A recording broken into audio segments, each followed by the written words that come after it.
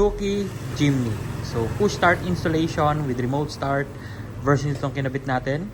May kasama ng mobile app control to na pwede sa iOS or Android devices. And then si sir is from Bulacan pa. So thank you so much sir sa pagdayo. So thank you so much din po sa lahat ng clients ko na pilit dumadayo. Ma-avail lang yung services namin. Alright, so thank you so much po. So remote start na natin yung kotse. Press 3 times lang sa lock button. 1, 2, then 3. Start na yan. Okay, so pwede nyo rin siyang i-start remotely sa mobile application. So same lang naman sila lang key fob din. So dalawang piraso to. So pag lumapit kayo dyan, mag-automatic unlock na rin yung kotse nyo. Sasakay na lang kayo sa kanya para i-drive siya. Okay. Tapos ang kagandahan ng may mobile application, kasi if ever mawala yung key fob nyo, malobat, mawala during the travel, may backup kayo na pwede nyo gamitin, which is yung app natin, lalo sa mga dead spot. Okay, so minsan kasi sa mga may mga areas na nagba-block ng frequency ng remote natin, so hindi nyo ma-lock, hindi nyo ma-unlock, so mobile app gamitin nyo. Then if ever mawala yung phone nyo, reinstall nyo lang sa ibang devices nyo or sa new device nyo. Login nyo yung account nyo kasi may username and password yun na ibibigay namin. Login nyo lang, magagamit nyo na ulit siya. Okay? Then matic transmission, park luggage, tsaka handbrake. Kapag naka-driver, naka-reverse, hindi nyo siya mapapa-start. Then ito yung button na kinabit natin, color red yung illumination. Pagka-pwede na pindot, hindi mamamatay yung kotse. Actually, bagay ito sa mga Jimny kasi kakulay ng mga interior lights nila yung button natin. Alright?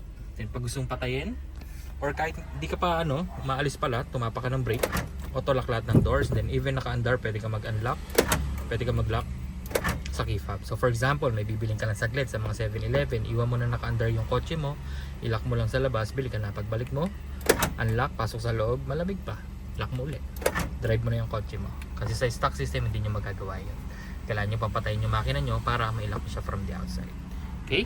Then yun, kapag gusto nyo patayin, apakan nyo lang yung brakes, ang pindot, patayin na yan. Then automatic unlock din lahat ng doors. Pag labas mo, pag lumayo ka, automatic lock na rin yung kotse mo without pressing sa remote. Pag lumapit ka, mag-automatic unlock din siya because of the passive keyless entry. And then that feature naman can be disabled or enabled naman. Sa remote lang siya ginagawa, may combination lang. Alright, depende na sa inyo.